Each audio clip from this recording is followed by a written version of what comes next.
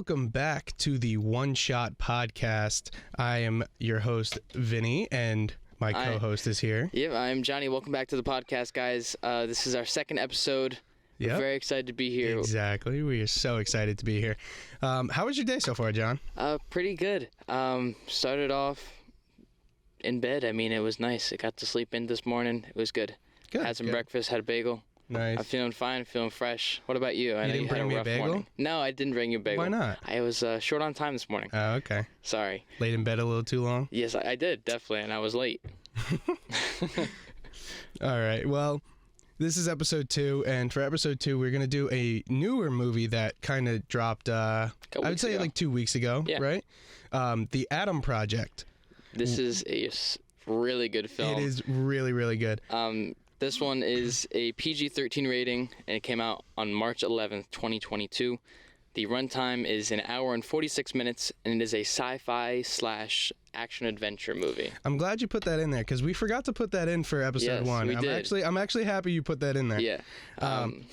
But, yeah, so let's break down the plot real quick. Mm-hmm. The plot, this is... one of my, I don't know. There's something about this plot that I really like. Yeah, it's corny, but it also is, really deep. Okay, hold on real quick before we even say anything. Disclaimers, spoilers ahead. Yes, definitely. Even though, it's been out for a couple weeks, yes. Still. But still, spoilers ahead. So, just a disclaimer there. It was very different. And the thing about that is... it wasn't like it was different because it was bad. It was different because it was a different story. Yeah. It wasn't like all the time travel movies that you've seen, like Back to the Future, where it's like, they're having a crisis and they need to get back to their time. Exactly. Like this is completely different, off the books. It's something we've never seen before. Exactly, really. And that's why I think I really liked it so much. Yeah. So the plot, I'm going to read it here. I found this on IMDb, and I thought it was really good. So it says, Adam Reed, age 12, is still grieving his father's sudden death the year before, walks into his garage one night to find a wounded pilot hiding there. This mysterious pilot turns out to be the older version of himself from the future, where time travel is there. He has risked everything to come back in time on a secret mission. Together they must embark on an adventure into the past to find their father, set things right, and save the world. As the three work together, both young men and grown Adam come to terms with the loss of their father and have a chance to heal the wounds that have shaped them.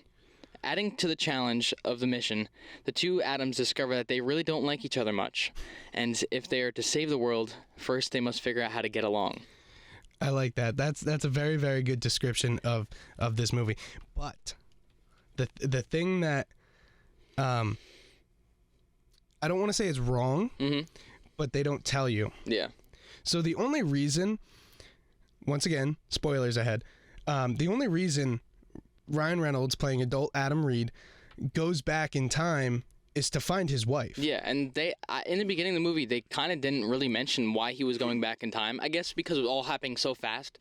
I mean, it kind of makes sense. Like it started fast, and it was a very good, fast start to things. And I feel like they don't really tell you why he's going back in time for quite a while, actually. Not until maybe half an hour into the film. Kind of after he had the fight scene with the bullies. Yeah, exactly. Where Adam finds the picture and he just goes, "Who's this?" Yeah, exactly. Yeah. But that's why I think I like this movie so much, because it was very different. It wasn't normal time travel movie. It was different. It was something different. That's why I like it a lot. Yeah, exactly. Like, you never hear of somebody. You never hear of a time travel movie going back for trying to find somebody that you love. Yeah. Like, you never hear about that. It's always like, oh, we accidentally went back in time and now we got to find a way to get back to our time. Like, this is not the case. Yeah. He purposely went back in time. He went to the wrong time though. Yeah. But it's not like it's a crisis where he needs to, get back to his time. Yeah. That's why I think I liked it so much, because it was so different than anything we've ever seen before. Yeah, no, I definitely like this film a lot because it's different than most time travel films, Back to the Future, Hot Tub Time Machine, et cetera, et cetera. And Endgame. I know. We just reviewed in the last I can't believe episode. we're doing like 2 time travel movies. Yeah, I didn't even think about that until now. Yeah. But I was going in my brain. Yeah, sorry.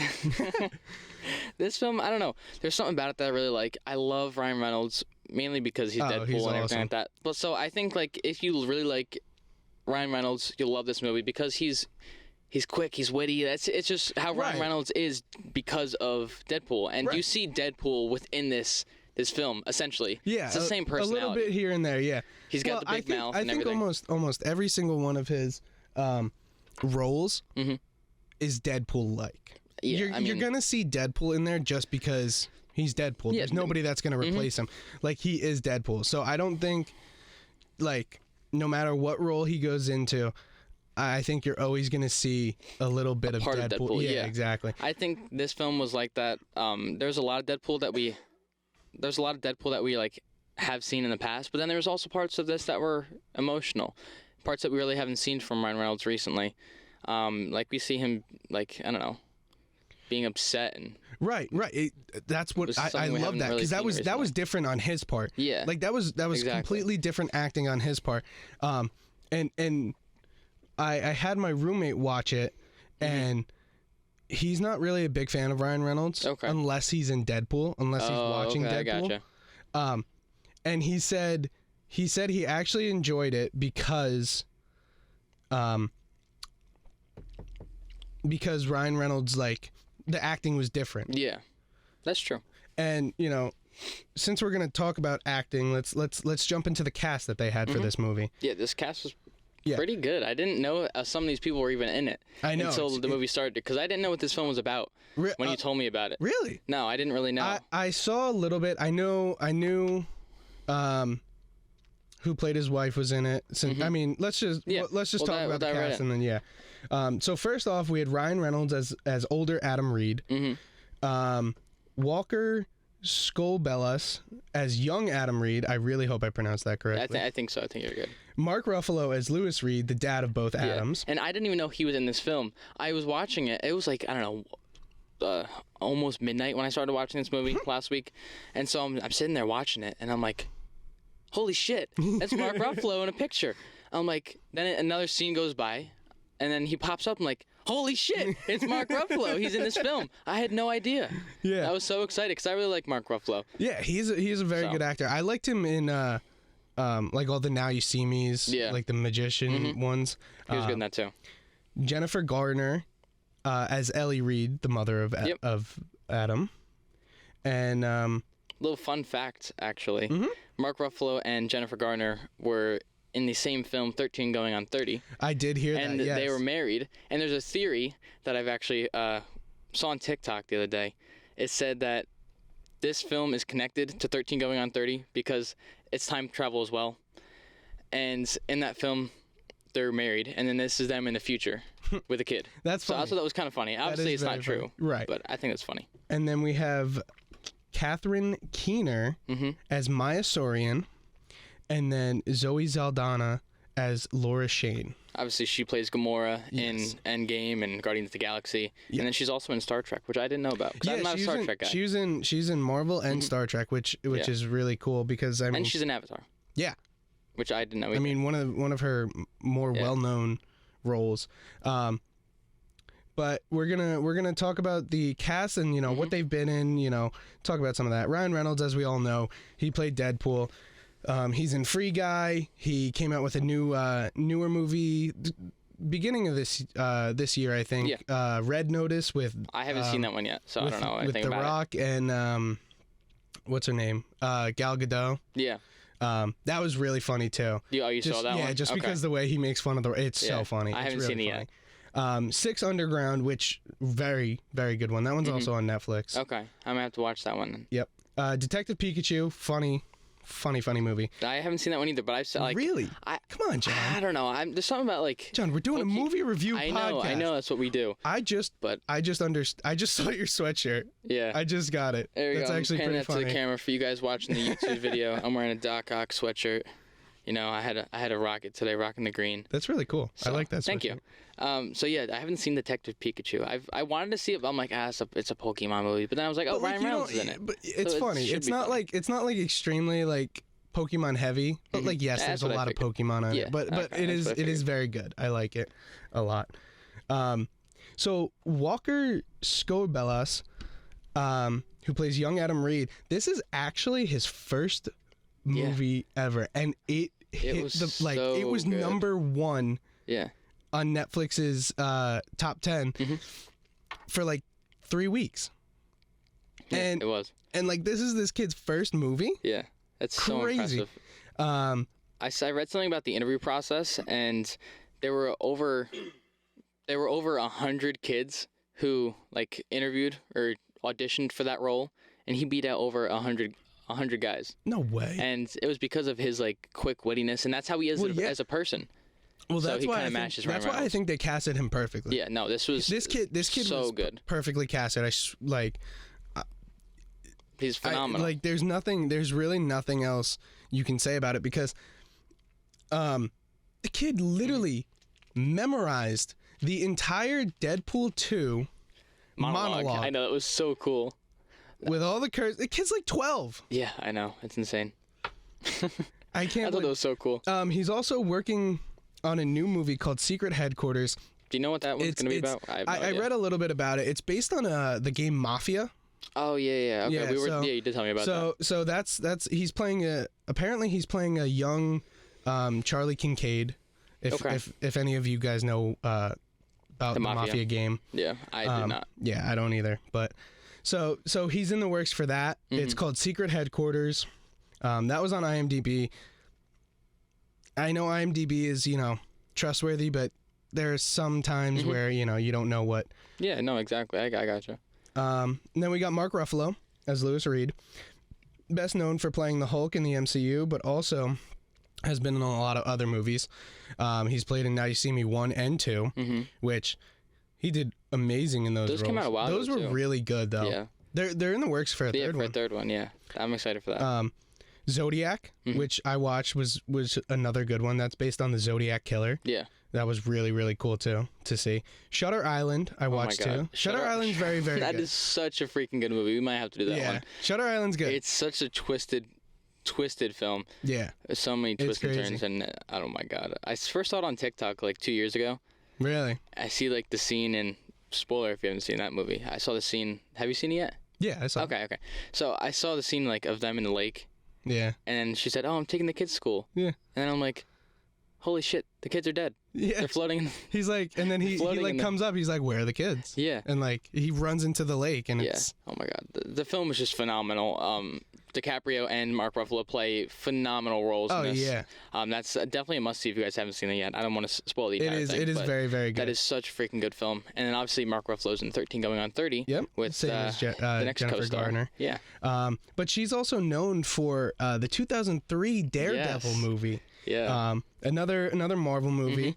And she actually had her own spin-off of that movie, she was in Elektra. Yep. Which I didn't know they made a spin-off movie of that. Yeah, but people don't talk about them because they're both really bad, apparently. Yeah, I heard they're really bad, but I mean, yeah, if you gotta watch it, you gotta watch it. Yeah, and Draft Day, which is about the NFL. Yeah, that's actually a really good movie. I kind of watch that every couple years around NFL draft time because it's good. It is good because there's really no movie about the NFL like that. I think it's pretty cool. Like, yes, there's sports movies here and there, but there's no like drafting movie. They don't see what the process is. Yeah, and it's pretty cool. I like the movie a lot. It's a very good one. Yeah. John, you want to take these two? We have Catherine Keen.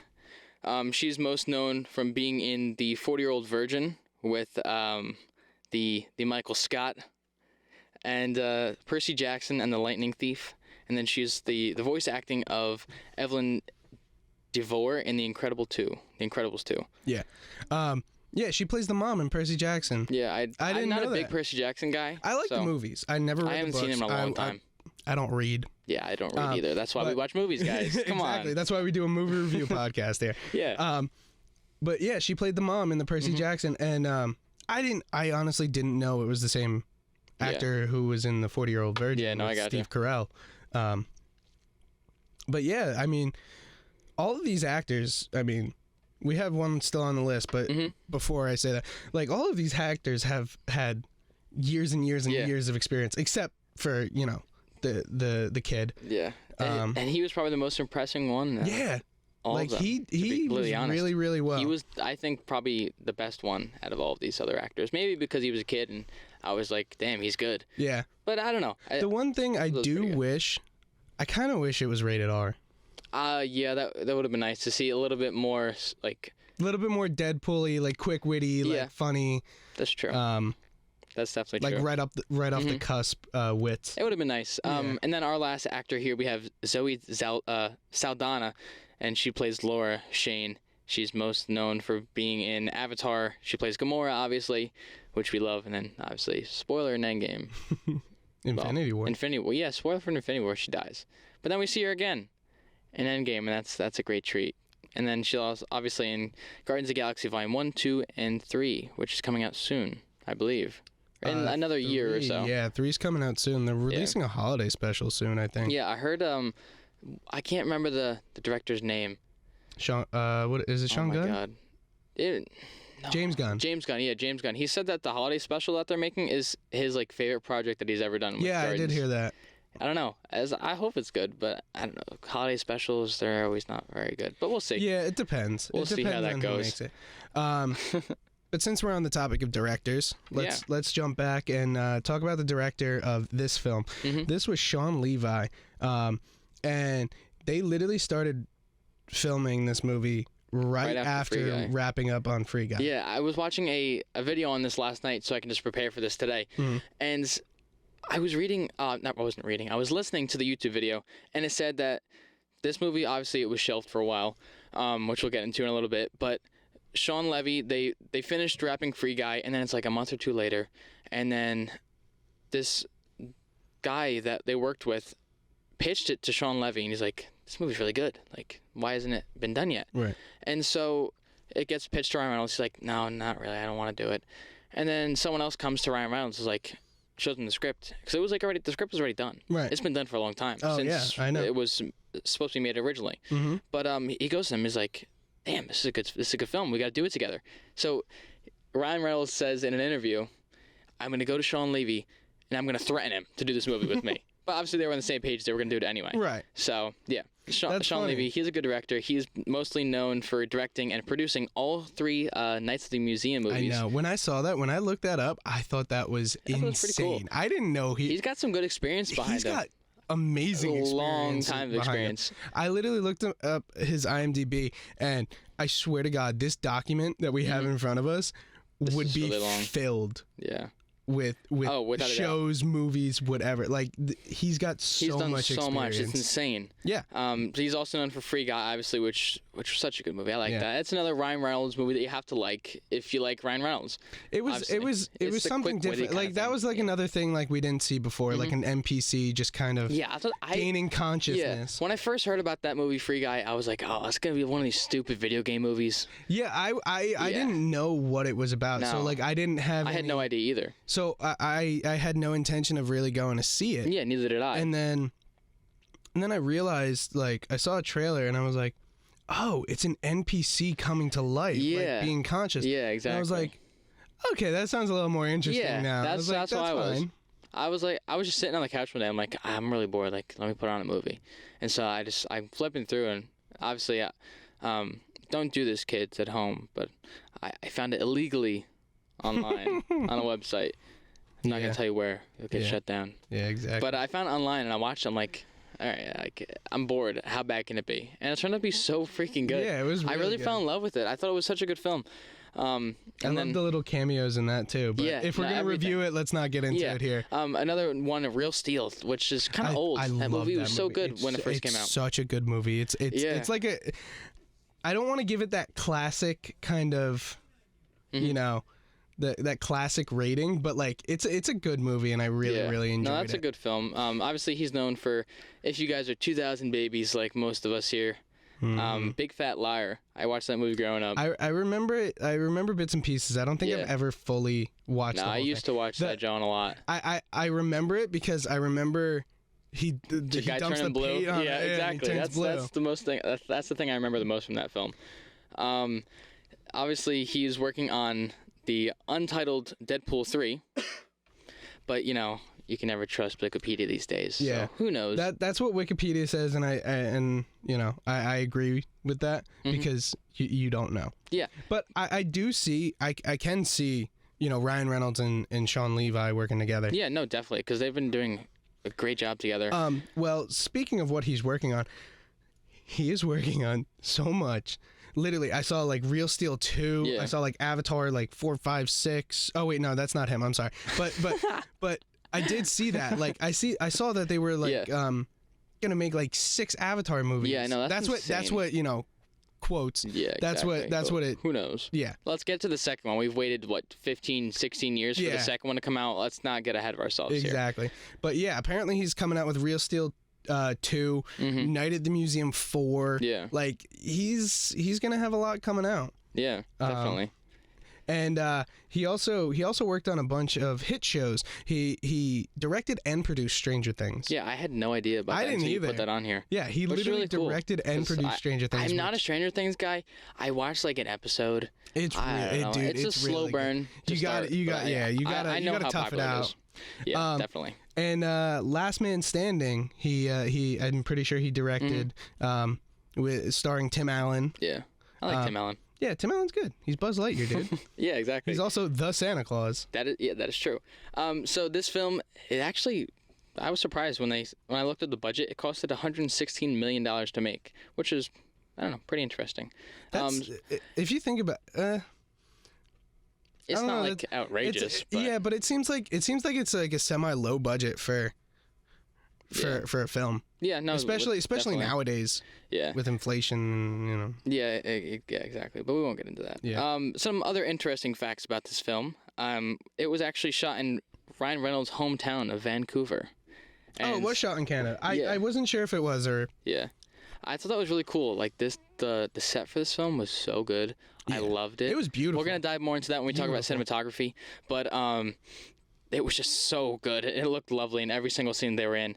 And another fun fact, we were talking about the monologue with Walker Scobell and him memorizing the opening scene. And he's such a talented actor. He is. But so this movie has been pitched since October of 2012. Yeah. God, that was so long ago. That's 10 years. That's and 10 years ago. They had the script written.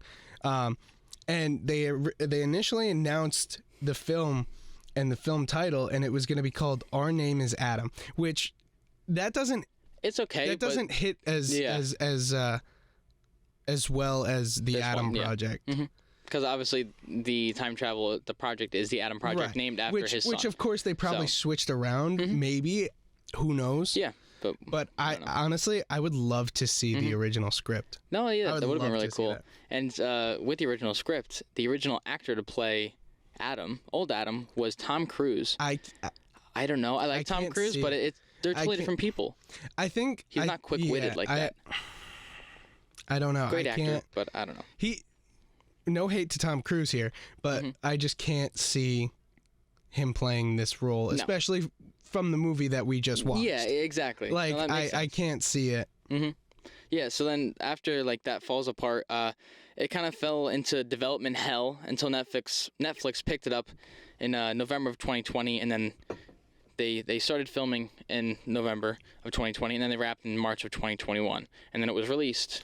That's crazy. March 11th of 2022. That's actually insane. So it was in post for about a year, which is pretty cool. And so far it's had some mixed reviews. So if we go, we can dive into some reviews down here. I was kind of surprised with some of these reviews, I'm not going to lie. Yeah, I could see why. I mean, like I said, you have to like Ryan Reynolds to like this film just because of how he is. Right. He's like this in a lot of his films recently. You get a little bit of Deadpool in every film that he's in. It was they gave Metacritic actually gave it a 55. I know. When I saw that, I know they're really shocked. critical, but I thought it was a little bit better than that. But yeah, IMDb gave it a 6.7, which is that's a D. That's yeah. I don't know. I don't really like that. And then Rotten Tomatoes, which everyone loves, 69%. That's pretty nice. Yeah. I did like that. I wouldn't raise it or lower it, actually. I think it, for 69%. It's perfect. It's nice. Yeah. And that I would probably bump up the IMDb rating. No, I probably would, to I like would as well. probably like to 7 out of 10. Mm-hmm. If anything, maybe a 7.5. Yeah, I think that's the highest. Because I understand people have to have like a like people have to really enjoy Ryan Reynolds acting. Yeah. You have to be a fan of him. Exactly. To watch this, essentially. Because if you're not, then you're like, oh, it's just another one of the Ryan Reynolds it's films. just another funny, stupid Deadpool-esque movies. Yeah. So this film was obviously digitally released on Netflix, and it totaled 3 million viewers over its debut weekend. And with that, it obviously exploded. So over the week that it was out, the first 3 days, it totaled 92.4 million hours watched by streamers in that first week that ended in March 13th. And that was Netflix's third best debut week of all time. My mind is absolutely blown. Yeah, I know. Isn't that insane? That is I thought that was so crazy. I mean, this movie was great. I was like, oh, 92.4 million hours? Yeah, I know. That's insane. I thought that was really, really cool. Get the fuck out of here. Yeah, I know. So if we want, we can dive into some music about this film. The music was just it was literally just like classic music. Like, it was the old school, like beautiful style. Like it was really good. And the theme of this movie was written by Rob Simonson. He was so good. Rob Simonson, he's also done movies, the score for movies like Ghostbusters, Afterlife, and then The Way Back. And I don't know, there was a theme song for this song, quote unquote, and it was so sad, but it was so impactful. Yeah. Like it's the song that plays at the end of the film, right? When they're having the catch and everything like that, and then it goes into the credits, and then I don't know, it gives up such a good vibe. I mean, it's a sad vibe, but it's a good vibe. You know what I mean? But it was just perfect. And then, what's it called? It opens with this one song. I can't remember the name. Yeah, I don't know what. I had it written down here. I gotta find it. But it opens up to the song as we see Ryan Reynolds coming in, flying the ship and everything. Let's see. Okay, it is called. The famous song is called "Give Me Some Lovin'," and that song is so good. I was like, oh, I know this song. The soundtrack is very, very good. The soundtrack is really good. I feel like it catches your attention right when you get into. Oh yeah. Right when the film starts, because within seconds this song starts playing, and everyone's like, "Oh, I know this song," so it's pretty cool. And then another a little Easter egg. This song actually plays later in the film when the two atoms are together flying in the ship, which I thought was pretty cool. Yeah, that's really, really good. So I also I really, really liked the one fight scene at Adam's house. Yeah. The old house in the woods. And that one song, I can't think of what the song is. I have no idea, to be honest. But it was just it was really good how literally they're just brawling, duking it out, and then this just classic old school song is just playing, and it just works so well. It gave me a Guardians of the Galaxy vibe. Oh yeah, okay, that makes sense. I gotcha. That's pretty cool. Do you want to jump into some Easter eggs? Yeah, why not? There are actually quite a bit, and I like this one a lot. First one, obviously, there was a lightsaber joke within this. Actually, multiple lightsaber jokes. Yeah, that was so funny. Yeah, the way this was the way good. Ryan Reynolds is literally holding it in his hand, and he's like, young Adam's like, is that a light? What is that? Is that a lightsaber? Yeah. And then he uses it, and he goes, dude, that's totally a lightsaber. Yeah, that's so cool. I was watching a video last night about this, again, prepping for today, and it was an interview with the director, Sean Levy. And he says, no, we could used this in another film because it was also in Free Guy. Which he also directed. There was a lightsaber part in it. Yeah. And that was kind of a nod to Free Guy that being in this movie. Oh, okay. So, I didn't know that. And he was allowed to use it in Free Guy because Free Guy was a Disney film. Right. They had the rights to that. Free Guy's on fucking everything. It's on HBO. It's on Paramount. It's on Disney Plus. It's on. It's on everything. Yeah. And so I'm watching this interview, and then he goes, "Yeah, well, I couldn't use it in this film because obviously I'll be sued." So he's like, "Yeah, I had to recreate it, and I couldn't make it a beam of light. I had to, make it like a stick. I had to make it a stick." He goes. So I thought it was pretty cool. So and then later in the film, young Adam ends up getting the lightsaber. Yep. And so this is 2 Easter eggs in one. In Deadpool, when what's her name? I can't remember the one woman. She's canceled now, so we can't even talk about her. So she played in Mandalorian too. She was Mandalorian. She was Cara Dune. Yeah, so she got canceled. But besides that, there was a superhero landing part. Yeah, where in the first Deadpool, where he's smacking Negasonic Teenage Warhead, and he's like, she's gonna do a superhero landing. She's gonna do a superhero landing. And then she does it. Yep. And so this happens in this film, and young Adam has the lightsaber in his hand. But like the kid literally has the coolest scene so far. Dude, like, it was so he literally cool. like punches one of the guys in the face. He's like wearing a magnetic glove because he was controlling a drone. He sticks it. He slides down. I thought that was really cool. And then that was pretty smart. And then he literally gets the lightsaber, smacks it on the ground, and sends him flying. And then goes into the superhero landing. And he literally goes, superhero landing. Yeah, I thought that was awesome. That's and then Ryan Reynolds' eyes just wide. Yep. I really want to know if that was improv or not. Because if that was, that was fucking hilarious. It was perfect. I mean, this movie is so new that like we don't know all that much about it. Yeah. So we don't know if there's all that much improv. Like in Endgame, we knew. And like they just recently started doing like more interviews and stuff. Because it didn't seem like that stuff was coming out until like now. Yeah, I know. I mean, like today it's April 8th, and this movie came out almost a month ago, so it's still relatively new. Yeah. But another Easter egg within this film that I liked that you noted here, the one shirt. There's one scene in the father's teaching scene, and it's this one girl's shirt that says John Travolta, and it's a picture of Nicolas Cage. So that is clearly a nod to the hit movie Face Off, which I've never seen. It's so fun. Face Off. I've never seen it. So good. Yeah. So do you know like the aspect behind it? They end up switching bodies. So John Travolta is a cop. Mm-hmm. And Nicolas Cage is a criminal. And John Travolta has been trying to catch this criminal for his entire life because he killed his son. Damn. Yeah, like he killed his son, so messed up. Child. Oh, like no, really? He was trying to kill John Travolta. The bullet went through John Travolta and hit his son. Man. So that's also a nod to this film as well, because later in the film at the end, this was a genius idea. I didn't mean to cut you off. I'm sorry. No, it was a great. But this was a genius idea. They when they were in like the particle accelerator or whatever. Shout out to the Flash. They were in the particle accelerator room, and I can't remember, what was the woman's name again?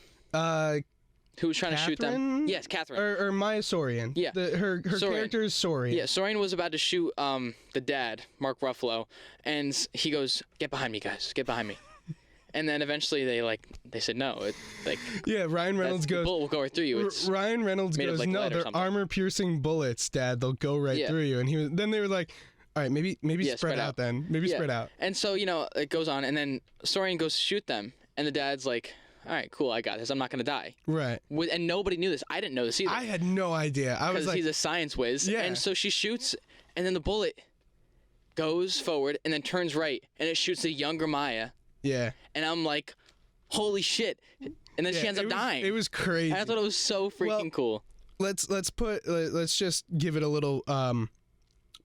context here. Yeah. So the particle accelerator is just a big electromagnet. Yeah, exactly. So the reason once Ryan Reynolds told him that it was an armor-piercing bullet, he understood that the bullet's not going to hit him. It's going to go straight right to the magnet. Mm-hmm. So that's the reason why he did that.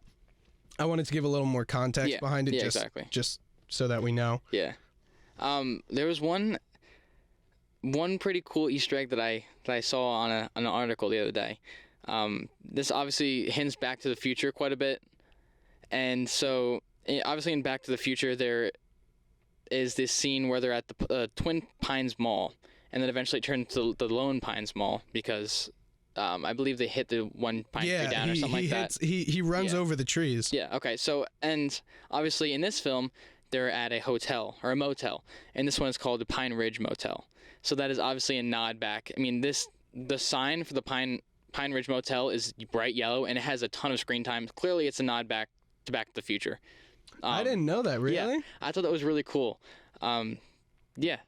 I don't know. That's funny. I didn't know that's that. Really I didn't funny. notice that right away. I didn't really notice that. I didn't know. But that. I mean, if they're making it that obvious, I feel like, come on, you kind of have to. Speaking of other time travel films, there is a multiverse apparently in this. Young Adam suggests that there is a multiverse, hinting at the MCU, and older Adam says that they've watched too much movies in their life. I thought that was so funny. Yeah. I thought that was so funny because it's like, oh my God, is there a multiverse? Yeah. God, we watched too many. Yeah, movies. I know. I thought that was cool. There is another one here that I saw. It's a shout out to Star Wars, which I thought was really, really cool. I didn't notice that either. But when young Adam is using the drone when they're at like the Saurian tech company when they're outside, and older Adam's trying to get in. Young Adam's using the drone, so he has like the gloves on and everything like that. So they're like giving code names, and then older Adam's like, "All right, stop. Just like, can you be serious?" Right. Just be normal. Yeah, be normal. And so young Adam goes to older Adam. He calls him Red Leader. And if you guys have seen Star Wars, that is the name of one of the squadrons. Right. I didn't know the leader. That's He's cool. called Red Leader. So that's. But I think they use that a lot though. Yeah, even in probably. like the military, I think. Yeah. No, without a doubt. I thought that was pretty cool. But it is very cool. Yeah. Because they are taking like little nods at Star Wars and stuff, like the lightsaber, exactly. Red Leader. They're taking little hints of things here and there. Yeah. Okay, so at the end of the movie, when they're all playing catch, on the toy box where Ruffalo goes and takes out the gloves, there's a Hulk and Deadpool sticker on it. It's like a blink and you miss moment. Are you kidding me? I didn't notice that right away. Did you notice that? I have to look that up right now because I did not see that. You didn't see that? I didn't see that. See, I didn't either until I went literally back. I read it and I was like, this is awesome. I want to say no, that. No, when I watched it, I noticed it. I went back. I'm like, no way. Is that really it? And so like I go back and I freeze frame it because it's like in there for like 2 frames. So I go back and I freeze it and I'm like, oh my God, that's Hulk. It's a Hulk sticker and it's a Deadpool sticker. So I thought that was really cool. There's a bunch of other stickers on it as well, but I was like, oh my God, no way. Are you seeing it right now? Yeah, I'm looking at it. Isn't that so this cool? Is fucking crazy. I thought that was awesome. But yeah, I don't know. That was really, really cool. So. Oh my God. Yeah. Another thing that is crazy. Yeah, there is another Easter egg within this. It's kind of one that you'll miss if you don't pay attention. When the Adams are on the ship, there is a moment where young Adam asks older Adam about the future, 2050. And older Adam says it's like Judgment Day, hinting at the Terminator. He's like, yeah, every day is worse than Judgment Day, something like that. Which I thought was pretty cool. No, I think he says like, you've seen Terminator, right? Yeah. And he goes, yeah, well, well, that's us on a good day. Yes. That's what it was. That was pretty good. Yeah. One thing I thought was pretty cool about this film, the dog, it's named Hawking, obviously, right? Right. And so I was reading this thing that said they went back to 2018, and that was the same year that Stephen Hawking died. So this is a clear hint at Stephen Hawking. The name was given after him because he died in 2018. Oh, and okay. Stephen Hawking was an advocate for time travel. He had this time travel party. Nobody was ever invited. He didn't send out invites because the time travelers were supposed to know and come back and go to the party, which it's far-fetched. It's very far-fetched, but yes, that happened. But the dog is... Guy's a genius, yes, but like, I know, come on. that was a little strange. But the dog is actually one of the actors' dogs. Really? Obviously, the one who plays the mother, that is actually her dog. That's Jennifer Gardner's dog. Yes. That's cool. Yeah, I thought that was pretty neat. So if we want, we can jump into our favorite scenes. Yeah. Okay. Yeah? You can go first. I want to surprise you with mine. I know, because you didn't tell me. Yeah. No, I didn't. So my favorite scene by far is the last scene in the film when they're playing catch. Obviously, we were just talking about it, and I don't know. There's something about it. It just makes me feel so comfortable. Right. And it kind of brings you in with everything that they're doing. Like, it pans over and there's an overtop shot of the toy box or whatever you want to call that thing. And I feel like you're just following every movement that they're doing, and it makes you feel like involved. And then it's got like that very wide, And then so they grab the gloves or the mitts out of the toy box, and then it pans back, and then you see them having catch, and they go to each person, and to get them smiling, and I thought that was really nice. And then eventually, the young Adam throws the ball a little bit to the left, so Ruffalo can't catch it, and then it zooms in on him a little bit, and it gets him picking up the ball. It pans back out, and then you get this kind of POV of the ground, and then it slowly tilts down to a glove. Yeah. And clearly, that's them going back to their own time, going back where they belong. And that one was such a freaking tearjerker. I started crying. Really? I did, yeah. I just thought that was probably the most impactful scene of the entire film. And that It was a very good, very good scene. By far my favorite scene. Yeah, it was really good. So impactful. I have to say, mine is like, I don't want to say the complete opposite, but it's not like, it's not like emotional. Mine's just like really funny and action packed. Okay. To me, so my favorite scene is probably like it's towards the end of the movie where they're in the like the particle accelerator, the electromagnet area, and Ryan Reynolds is fighting the one dude. What's his name? Kronos? No. What's his name? I can't remember. We should have wrote that down probably. Yeah. Oh well. But yeah, I know who you're talking about. Yeah. He's fighting the one guy. He's fighting him, and because they were like, that dude was after. They worked together, obviously. Yeah, so him and Sorian were together on this, and they were trying to get Adam back to 2050 to kill him, whatever, put him in jail, whatever. I don't know what they were gonna do with him, honestly, but that's another timeline. And those two were fighting, and Ryan Reynolds starts getting his ass kicked. He loses his lightsaber, and the funniest thing was, okay, so sorry, I'm going a little off track here, but it's funny. That's right. So the way that they made Ryan Reynolds' lightsaber blue or whatever that thing is, and then they made his red, I started dying. I was like, no way. Yeah, no way they did that. And I thought it was so funny. And then so back to the original scene. So him and Ryan Reynolds are fighting. Yeah. Ryan Reynolds loses his lightsaber. And then Ryan Reynolds does like some cool move, like he beats him up, and then he does like some cool slide. Yeah. And then the dude looks for his like lightsaber thingy, and then Ryan Reynolds just goes, "It's right here." And then he starts doing it, and then he gets knocked out of his hand. But so like these scenes go hand in hand for my favorites, because there's this one, and then right after it comes the scene where Walker does the superhero landing. Yeah.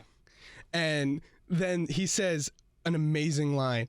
He goes, "Have you ever had your ass kicked by a 12-year-old kid with asthma?" Oh my God. Oh, with an inhaler. Sorry, 12-year-old kid with an inhaler. That's what it was. And then he goes, funny. "It's supper time, Spanky," and then he just gets bitch slapped.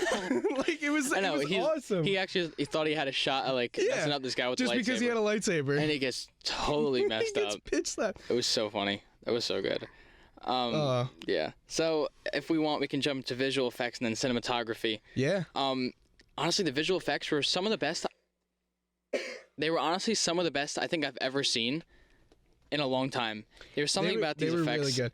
And like, it was kind of like the dusting effect when somebody died outside their fixed time. It was like kind of like the dusting effect, like the snap. Yeah, exactly. But it was a little different because they burnt to like a crisp kind of thing. I thought. What in like in this film?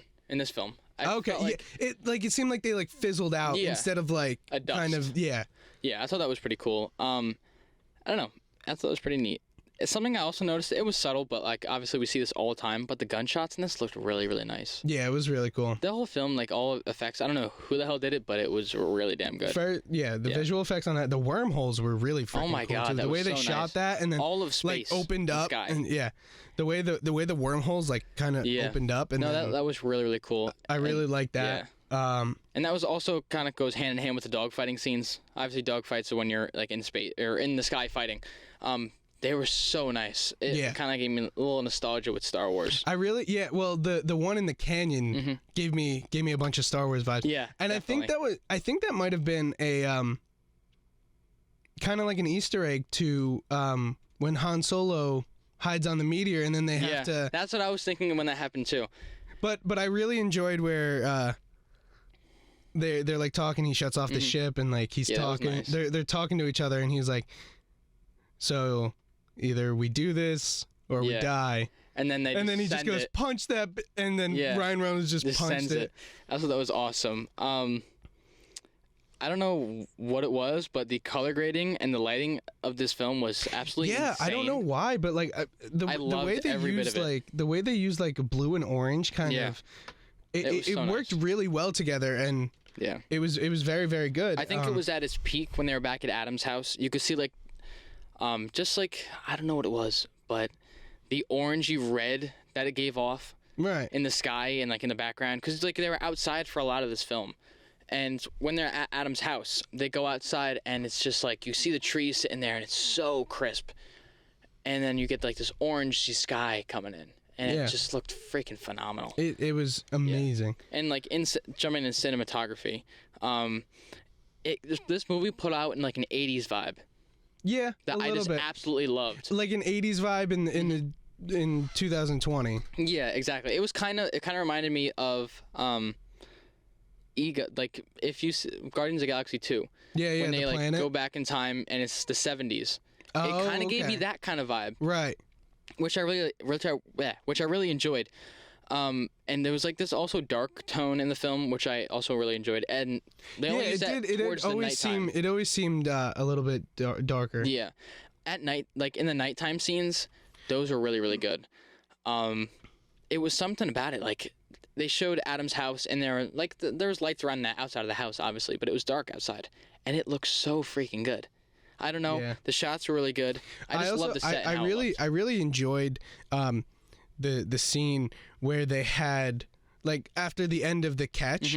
Where you know, after you see them go back to their fixed time, you see little Hawking. Yes. Oh my God, this was one of my favorite things. And then he runs across the porch. Yep. And as soon as he crosses a bush, it cuts right to old Hawking's going into the house. That was so smart. With the Adam that we know. That was so smart. It was such a great transition. It was a great transition. It was beautiful to watch. It looked so cool. Like when I saw that, I literally was like, wow, that's amazing. No, I thought that was really, really cool.